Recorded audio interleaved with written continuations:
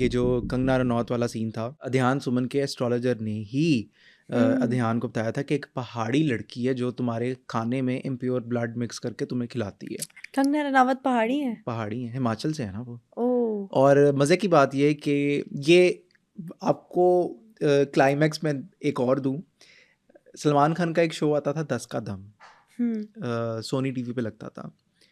वहाँ पर उसके शो में जब राज 2 रिलीज़ होनी थी तो उनके पंडित भी आए हुए थे अध्यान सुमन के। अध्यान सुमन के पंडित ने कंगना रनौत को देखकर लाइव टेलीविज़न पे ये कहा था तुम पे सांच नहीं, और बड़े सीरियस तरीके से कहा था। तो ऑडियंस हंसी थी पीछे से, और कंगना रनौत भी ना बड़ा एम्बैरेसिंग तरीके से हंसकर उन्होंने गोल मोल कर दी थी बात। Oh my God. आप खुद देखें कि एक बंदी है, वो आपको रात के 11:30 बजे कॉल करके कह रही है कि पूजा पाठ करनी है, आप मेरी तरफ आ जाओ। और जब एक बंदा आए उस टाइम पर और वो देखे कि कमरा जो है वो पूरा ब्लैक हुआ, ब्लैक कर्टन्स हैं, ब्लैक सोफ़ाज़ हैं, डिफरेंट आइडल्स वगैरह पड़े हुए हैं, एंटिटीज़ वगैरह डिफरेंट शक्लों की जो है स्टैचूज़ उनके पड़े हुए हैं, और 12 बजे ठीक तुम रिचुअल जो है वो स्टार्ट करना है, और रिचुअल करके कुछ हड्डियां हैं वो कब्रिस्तान जाके फेंकनी है। ये सारा अध्यान सुमन के साथ हुआ है। राज 2 एक सुपरहिट फिल्म थी, बिल्कुल ऐसे ही है। लेकिन उसमें अध्यान सुमन की परफॉर्मेंस इतनी अच्छी थी, किसी प्रोड्यूसर ने उनके बारे में बात नहीं की। उनका करियर नीचे गया, फ्लॉप नहीं गया, की। फ्लॉप गया उनका करियर। सोल रीज़न क्यों? क्योंकि उनके ऊपर जादू था। और ये भी कहा जाता है कि कंगना रनावत जो है वो किसी ना किसी तरह से अपने आप को खबरों की जीनत बनाई रखती है। वो तो एक पब्लिसिटी स्टंट होता ना, और उन्होंने ये जब अध्यान सुमन ने उनके ऊपर ये एलिगेशंस वगैरह लगाई थी ब्लैक मैजिक की, और उन्होंने ये भी कहा था कि वो ऋतिक रोशन के ऊपर भी कंगना रनावत जो हैं वो ब्लैक मैजिक करती हैं, उनके पीछे पड़ी हुई हैं ऋतिक रोशन के।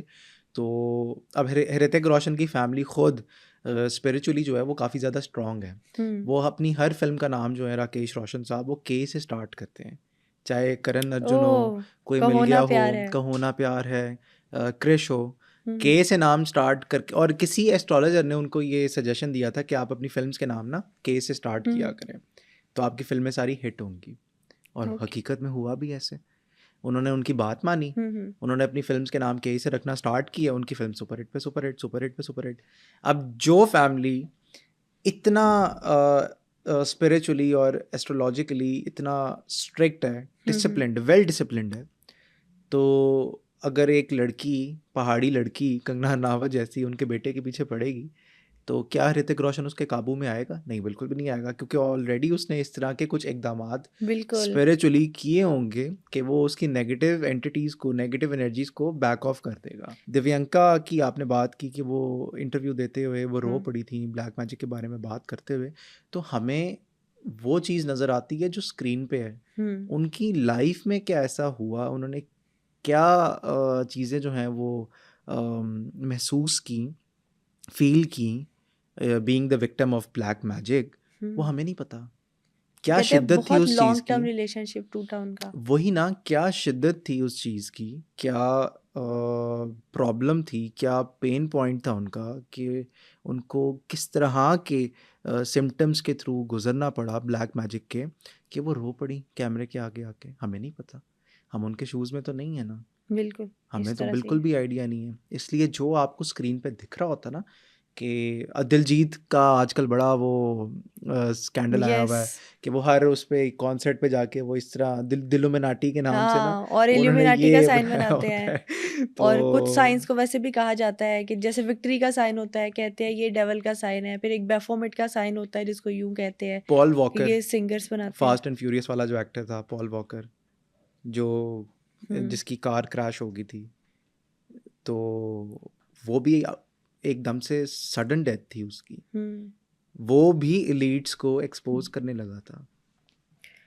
उसकी डेथ से पहले, कार क्रैश से पहले, वो भी एलीट्स को एक्सपोज करने लगा था, जो आपके ओकल्ट प्रैक्टिसेस होती हैं, जो बच्चों के साथ अब्यूज़ होता है, जो ट्रैफिकिंग होती है बच्चों की, आपकी ये चाइल्ड पोर्नोग्राफी वगैरह जो है वो बन रही होती है, मास्क डार्क वेब पे जो है वो बिक रही यस। होती है।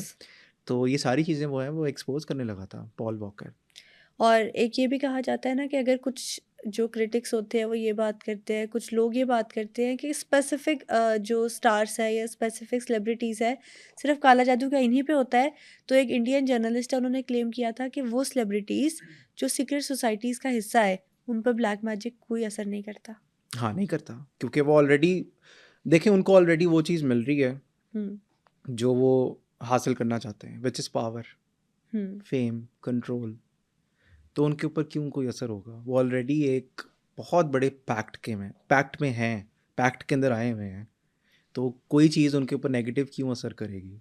अभी जो श्रुति हसन है, उनसे उनके ऊपर किसी भी ने इल्ज़ाम है। कि वो इल्यूमिनाटी का पार्ट है, तो पहले उन्होंने बड़ी सार्कास्टिक सी स्माइल दी, फिर उन्होंने कहा, "अगर बड़ा घर है, इतना पैसा है, तो फिर इल्यूमिनाटी हो सकते हैं आप।" यानी सेलिब्रिटीज़ को ये पता है कि जिनके पास ये सारी चीज़ें हैं, वो इन सीक्रेट सोसाइटीज़ का पार्ट हो सकते अच्छा, हैं। ये ना कॉमन ट्रेट्स हैं। हुँ, अगर किसी के पास ना बड़ा घर है, बड़ी गाड़ी है, फेम है, प्राइवेट जेट है, तो लोग ना फ़ौरन से पहले ना इसके ऊपर जंप कर लेते हैं कि ये इल्यूमिनाटी का पार्ट है। ऐसे ही है। खाली ये चीज़ें नहीं होती, और भी बहुत सारी चीज़ें जो हैं, जो behind the scenes, behind the lens चल रही होती हैं, और जो लोग इसको एक्सपोज़ करने की कोशिश करते हैं, या तो मीडिया उनको, मेन स्ट्रीम मीडिया जो है, जो कि खुद हुँ, इस कंट्रोल में होता है, वो उनको या तो पागल डिक्लेयर कर देता है, या ऐसे फिर ही वो है। इस तरह कह देता है कि ये जो है, जो इन्होंने स्टेटमेंट दी है, हुँ, हुँ। तो वो फेक थी, और वो बंदा पहले, एक दिन पहले हुँ, कुछ और बोल रहा होता है, दूसरे दिन आके टीवी पे वो कह रहा था कि नहीं, आप लोगों ने मेरी स्टेटमेंट जो है वो मिसरीड की है। हुँ, हुँ। ऐसा कैसे हो सकता है? तो कोई तो एंटिटी है, कोई तो इस तरह का कल्ट है, जो आपका एक मेन स्ट्रीम मीडिया को, ग्लोबल मीडिया को जो है वो हैंडल कर रहा है। और ये भी तो बात है ना कि कुछ स्पेसिफिक लोग और कुछ स्पेसिफिक फैमिलीज़ हैं, जो पूरी दुनिया पे जिनका कंट्रोल है। रॉथस्चाइल्ड, ये रॉथस्चाइल्ड का मैंने भी सुना है कि कोई ये 3 से 4 लोग हैं हुँ, लीड्स, बड़े टॉप के, और ये बैंकिंग सिस्टम जो है इनका, न्यू वर्ल्ड ऑर्डर ये लेके आना चाहते हुँ, हैं। और न्यू वर्ल्ड ऑर्डर में ये होगा कि जो आपकी मास पॉपुलेशन है उसको ये कम करेंगे। हुँ, एक टाइम आएगा जब ये एक्सटिंक्शन की तरफ जाएगा, ये पूरी जो ग्लोबल आपकी पॉपुलेशन है, ये एक्सटिंक्शन की तरफ भी जाएगी, और न्यू वर्ल्ड ऑर्डर आएगा, और फिर उसके बाद जो है वो नए सिरे से वो जो भी इनकी हुँ, हुँ, प्लानिंग होती है, जो भी इनके रिचुअल्स वगैरह होते हैं, जो भी ये चीज़ें परफॉर्म करते हैं, तो वो फिर मंजर हुँ। आम पर आएंगी सारी चीज़ें, ऐसा कहते हैं।